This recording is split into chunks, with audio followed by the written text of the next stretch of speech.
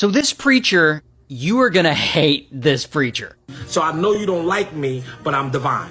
Now, his name is Lamore, and Lamore works as a mortgage broker. And one day in 2004, he decides he wants to be rich. So, how's he gonna get rich? Well, see, Lamore is dating a woman who works at a car dealership, and she has access to all the customers' credit reports and personal information. And so Lamore steals her work login info, and I guess, on his own computer, he uses it to access all the customers' information. And then he takes out loans and lines of credit in these customers' names. He then takes that money and he uses it to buy himself nice cars, nice clothes, jewelry. He buys himself a motorcycle. Oh, and he doesn't just steal the identity of one or two people. He steals the identity of over 50 different people, and apparently takes out more than $2 million in loans. And of course, people eventually catch on and they report him, and bam, he gets arrested. Here's his mugshot. And so he spends 5 years in prison, and he never does anything else bad again ever in his life.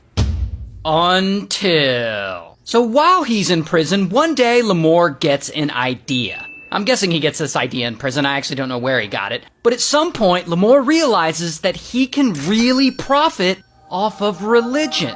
So in 2013, he gets out. And within a few weeks of getting out, he sets up his own church, and he becomes the bishop of that church. And he starts it out of his home with a small group of people, and he eventually moves it to a more legitimate building space. And of course, with a guy like Lamore, what he's preaching is the prosperity gospel, which suggests that being wealthy will actually get you closer to heaven. God chose me to be a preacher. Y'all think I want to be a preacher? I don't get paid from preaching.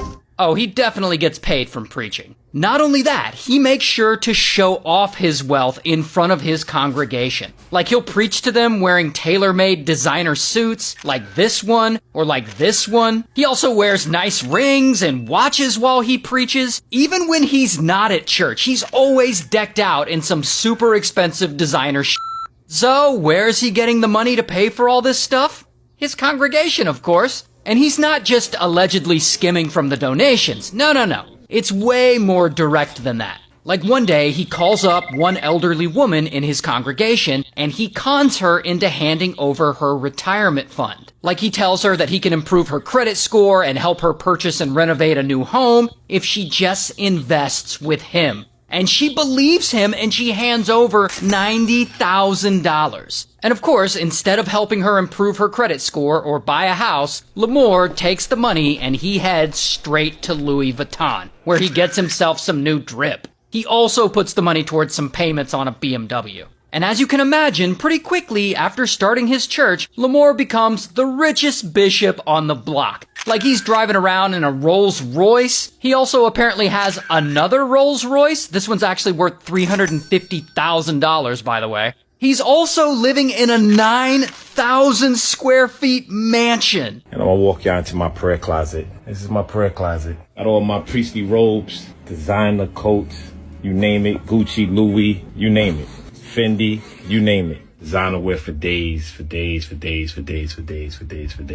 Not only that, he's getting kind of a JV celebrity status from all this, and people start calling him the Bling Bishop. And from there, his Instagram blows up to 1.3 million followers, and known people start affiliating with him. Like, here's footage of 50 Cent speaking at his church. Here he is apparently hanging out with Fat Joe. Here he is with Tracy Morgan. Here he is with Ja Rule. Here he is hanging out with New York City Mayor Eric Adams, who's another shady guy that we talked about in a previous video, if you remember.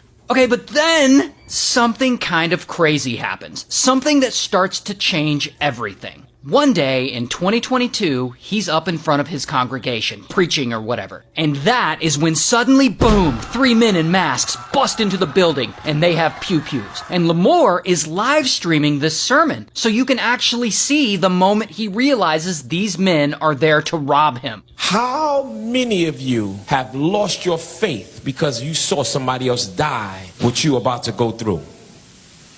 Yo.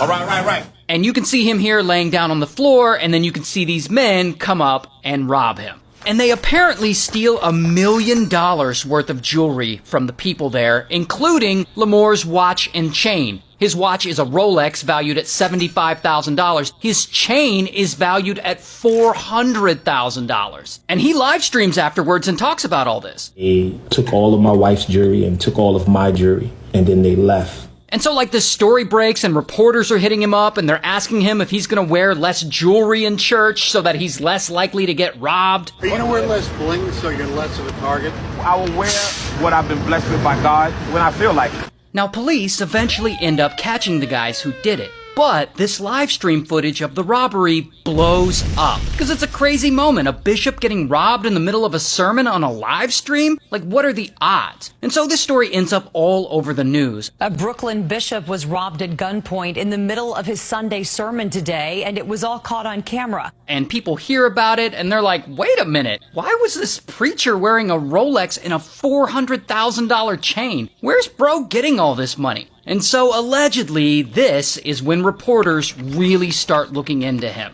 And one day, also allegedly, some of them show up to his house to see if they can get a statement from him about some of the bad press he's been getting. You know, that big-ass house that he owns? But when they get there, supposedly, they notice that there's a foreclosure notice on his door. And they see this, and they're like, what the hell is going on? Is the bling bishop actually broke? Apparently. Yes, he had been spending all this money on his lifestyle, and at some point he starts running into money problems. Like he's failing to make payments on those luxury cars that he got, he gets sued a couple of times over failing to make loan repayments, and so it seems like Lamore needs money real bad, and he starts getting pushy about getting it. And one day, he tries to target this guy, Brandon. And Brandon owns a local auto body repair shop. And I have no idea how these two guys know each other, but at some point, Lamore tries to get $5,000 from him. And he threatens to use force if he doesn't get it. So I guess he's like, I'll kick your ass if you don't give me $5,000. And if that isn't bad enough, then he tries to get Brandon to lend him $500,000. And in exchange, he promises to give him access to New York City Mayor Eric Adams. Told you that guy was shady. But Brandon is like, f*** all this, and he turns on him and he starts cooperating with the FBI. And the FBI sets up a whole sting operation and they get Brandon to wear a wire and meet up with Lamore. And so he meets up with Lamore. And Lamore swears to him that he has connections with Mayor Eric Adams and whatever business scam he's trying to get him into is gonna make them millionaires. And this whole conversation is recorded for the feds to hear. And eventually, after a long investigation, the feds find him and bam, they arrest him. Here's his mugshot. And he goes to trial and he's found guilty for wire fraud and a bunch of other stuff, and he's sentenced to 9 years in prison. Wow.